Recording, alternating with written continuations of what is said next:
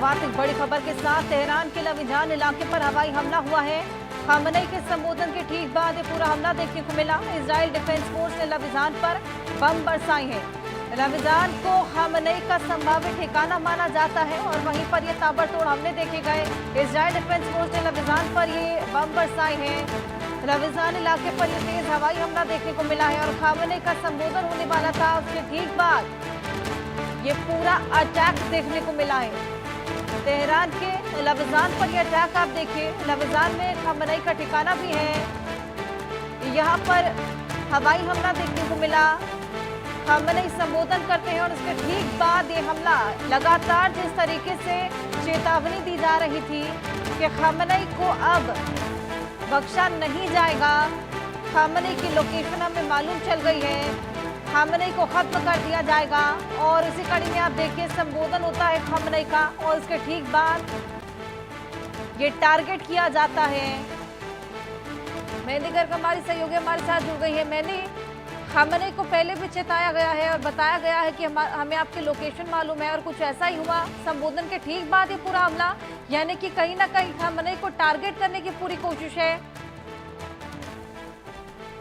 बिल्कुल अर्षा, देखिए इजरायली वायु सेना ने तेहरान के लविजान इलाके में हवाई हमले किए और बेशक खमेनी के लिए पहले ही ये कहा गया था कि टारगेट जो मालूम है वो कहां पर छिपा हुआ है ये मालूम है और कभी भी जो अटैक है वो किया जा सकता है। तो ऐसे में जो ईरान के नेता माने जाते हैं अयतुल्ला अली खमेनी के राष्ट्र संबोधन के बाद ही जैसे ही उन्होंने राष्ट्र को संबोधित किया और ये माना जा रहा था कि उस संबोधन में अमेरिका राष्ट्रपति डोनाल्ड ट्रंप को उन्होंने करारा जवाब दिया, तो उनके संबोधन के तुरंत बाद ही ये जो बड़ा हवाई हमला है वो हो जाता है और खमेनी का जो गुप्त ठिकाना है उसे माना जाता है जहां पर ये हमला हुआ। साथ ही साथ अर्षा, अगर रिपोर्ट्स की भी माने तो इजरायली सेना ने तेहरान के नोबोन्याद स्क्वायर को निशाना बनाया जहां ईरानी रक्षा मंत्रालय का मुख्यालय भी होता है और कई कारखाने भी वहां पर मौजूद हैं। और इसके साथ साथ ही इजरायली सेना ने इस हमले की जो जिम्मेदारी ली है उसके बाद उन्होंने ये भी कहा है कि तेहरान में दूसरे अन्य ठिकानों पर भी हमला किया जाने वाला था और उसी दौरान लविजान इलाके में भी बमबारी की गई, जिसे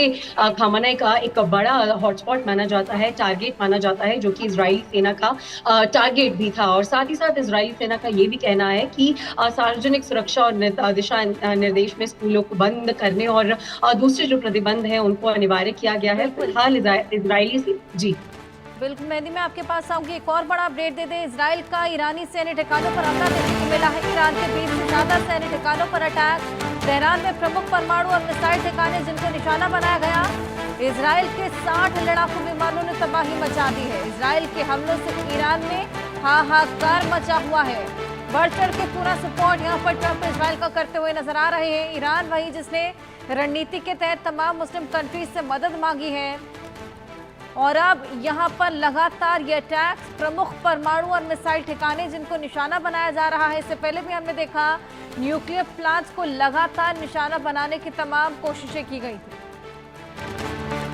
खासा नुकसान यहाँ पर ईरान और इजराइल एक दूसरे को पहुंचाने की कोशिश कर रहे हैं। मेहंदी, परमाणु ऐसे तमाम ठिकाने जिनको यहाँ पर निशाना बनाया जा रहा है, अगर परमाणु लीकेज देखने को मिलता है तो उसका असर कहाँ तक पहुंचेगा?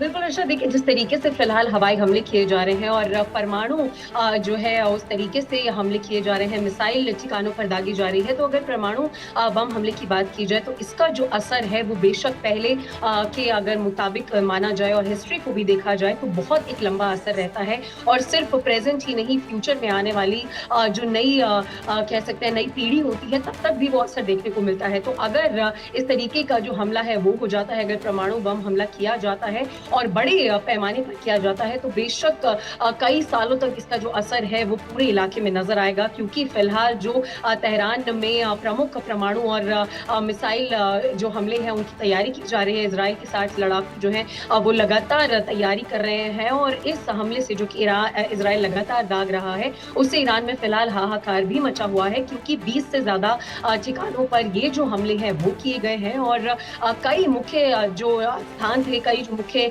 एरियाज थे उन्हें निशाना बनाकर ही जो हमले हैं वो किए गए हैं। और सिर्फ मिसाइल अटैक ही नहीं, परमाणु बम जैसे हमले जो है वो लगातार किए जा रहे हैं। तो ऐसे में फिलहाल अमेरिका की अगर बात की जाए तो वो लगातार इजराइल के साथ खड़ा हुआ नजर आ रहा है। तो ऐसे में इस तरीके के ये जो 60 लड़ाकू विमान है उन्होंने जब ईरान में तबाही मचाई है तो बेशक ईरान में हाहाकार जैसी स्थिति फिलहाल मची हुई है। और अगर परमाणु बम के एक बार फिर से उसके इफेक्ट की बात की जाए हर्षा, तो बहुत लंबे समय तक रहता है, बहुत बड़ी तबाही मचाकर जो परमाणु बम है वो जाता है और आने वाली पीढ़ियों तक भी वो जो असर है वो देखने को मिलता है। तो फिलहाल दोनों ही देश जो है वो बहुत ही एक सेंसिटिव कड़ी पर खड़े हुए हैं, एक सेंसिटिव एरिया में खड़े हुए हैं। लगातार जो अटैक्स हैं वो किए जा रहे हैं और अब बड़े अटैक्स जो हैं वो इजराइल ईरान पर फिलहाल दागता हुआ भी दिखाई दे रहा है। जी बिल्कुल, लगातार ये जो हमले देखने को मिल रहे हैं, इसी को लेकर एक और बड़ा अपडेट, इजरायली हैकर्स ने ईरानी न्यूज चैनल